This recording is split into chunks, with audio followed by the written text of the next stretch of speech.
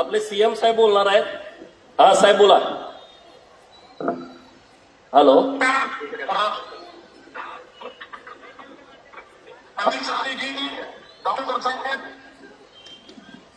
Hello sir. Hello. Hello. Hello.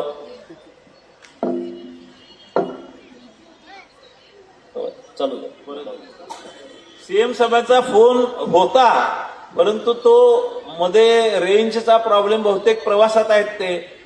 त्यांच्या शुभेच्छा माझ्या पाठीशी आहेत, आमदार साहेबांच्या पाठीशी आहेत. हॅलो. हा द्या.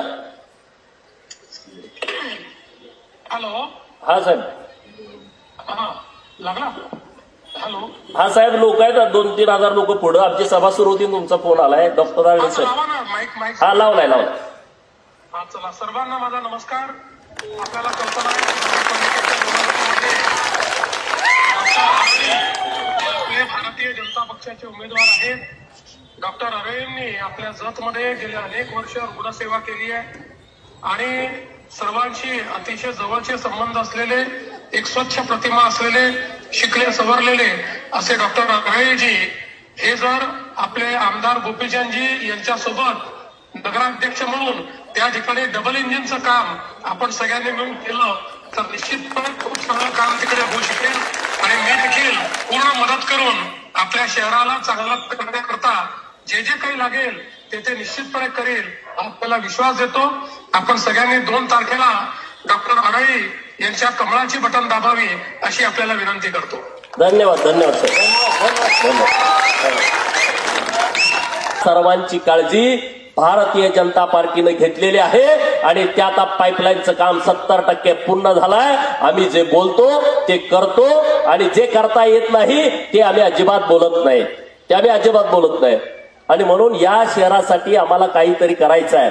सगळ्या पार्टीतल्या तरुण मित्रांना आवाहन करतोय, तुम्हाला जर जत तुम्हाला जर बघायचं असेल, जतचा संपूर्ण कायापालट जर तुम्हाला बघायचं असेल, पायाभूत सुविधांनी युक्त जत शहर बघायचं असेल तर तुम्ही आमच्या सोबत या. आणि जर त्यांच्याकडे विजन असेल, बिनधास्त त्यांच्या सोबत जावा. समोरच्या पार्टीकडे कुठलंही विजन नाही आहे, ते काही करू शकत नाही. अरे 10 लाख रुपयाचं ते गटार करू शकत नाही, शहराचं ते काय कल्याण करणार आहेत हा विचार तुम्ही सगळ्या लोकांनी घ्यावा. अरे जी दादागिरीची भाषा बोलतायत. आमचा जवळचा मित्र पोरगा पुढे उभा राहिलाय, सागर पडळकर, वार्ड नंबर 2 मध्ये इच्छुक होता. त्याला म्हणे सकाळी कुणीतरी धमकी दिली, तुझं बघतो, तुझं करतो, मार्केटमध्ये तुझा 1 नंबरला गाळा आहे. अरे मार्केट कमिटीच्या जोरावरती दादागिरी करणाऱ्यांना मला सांगायचं आहे, 2 तारखेनंतर 15 दिवसाच्या आतमध्ये तुमचं दुकान बंद करतोय आणि जतची मार्केट कमिटी वेगळी करतोय. आम्हाला धमक्या द्यायच्या भानगडीत जाऊ नका कुणी. हे जतची मार्केट कमिटीमध्ये जो भ्रष्टाचार सुरू आहे ना, अरे त्याची फाईल आता पूर्ण पुटअप झालेली आहे. पदम मंडळाची फक्त बैठक बाकी आहे. मंत्री महोदयांना वेळ नव्हता म्हणून तुम्ही वाचलाय, नाहीतर आचारसंहितेच्या पूर्वीच इथं प्रशासक येत होता. पण मी आज तुम्हाला जाहीर शब्द देतो, 8 तारखेला अधिवेशन चालू होतंय नागपूरला. मी अधिवेशनामध्ये आहे, मला दुसरं काम काय नाही. सगळ्या फायला फिरवून घेतो, मीटिंग घेतो आणि तुमचा बाजार उठवतो. तुम्ही धमक्या देता का लोकांना?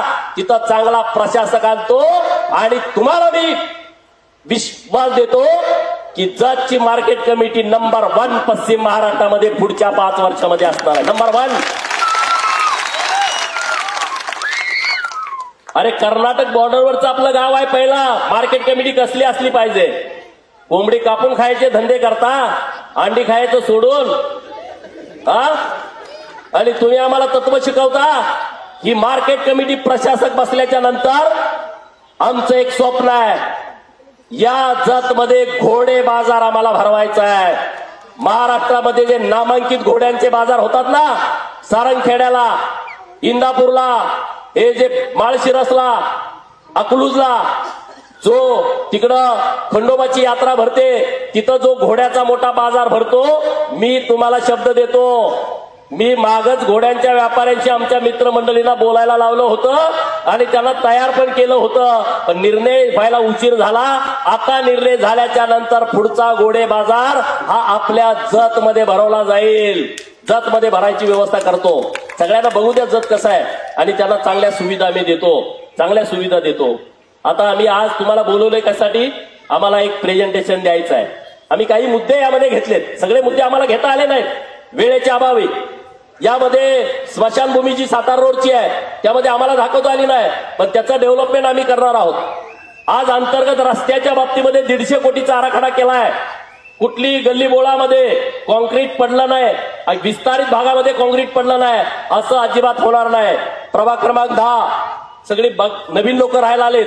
प्रभाग क्रमांक 8चा पलीकडचा भाग, प्रभाग क्रमांक 7च्या वाड्या वस्त्या, प्रभाग क्रमांक 6च्या वाड्या वस्त्या, प्रभाग क्रमांक 1 मधला पलीकडचा भाग, प्रभाग क्रमांक 2 मधला भाग आणि प्रभाग क्रमांक 11चा पलीकडचा भाग, या सगळ्या ठिकाणी कॉन्क्रीट रस्ते देण्यासाठीचा आराखडा आम्ही तयार केला आहे. जास्तीचं मी बोलत नाही, आणखी आपल्या सभा होणार आहे, पण तुम्हाला माझी विनंती आहे, तुम्ही आज जे काम हातात घेतलंय ते काम जतसाठी अत्यंत महत्वाचं आहे. ही राजकीय विषय नाही आहे हा.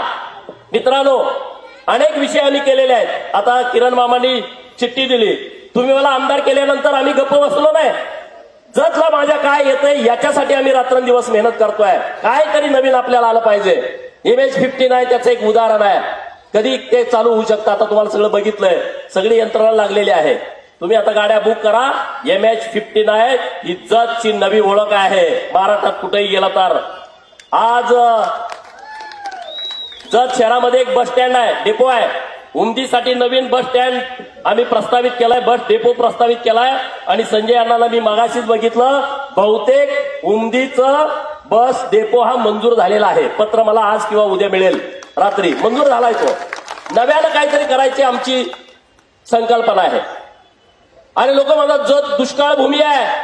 अरे 2 वर्षानंतर जतला दुष्काळ भूमी म्हणण्याची महाराष्ट्रामध्ये कुणाची हिंमत होणार नाही. जत ही दुष्काळ भूमी नाही, जत ही देवभूमी आहे. देवभूमी आहे.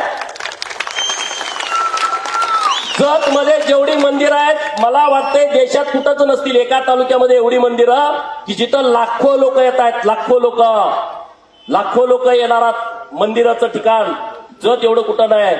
उदाहरणार्थ यल्लामा देवी जत, अंबामाता जत, बिळूरचा काळ भैरव, उमराणीची जन्मस्थान धानमादेवी, तिकडं लक्ष्मीचं मंदिर आपल्या खलाटीला, ब्रह्मनाथाचं मंदिर आपल्या डोरलीला, नंतर इकडं कुंभारीला गेल्यानंतर सिद्धनाथाचं मंदिर, त्याच्या पुढे कोसारीत गेल्याच्या नंतर दुर्गामातेचं मंदिर, बेवनूरला गेल्याच्या नंतर मसोबाचं मंदिर, तिथून इकडं बनाळीला आला तर बनशंकरी माता इतकी प्रसिद्ध आहे. तीर्थक्षेत्र ब मध्ये आता आपण समावेश केलाय.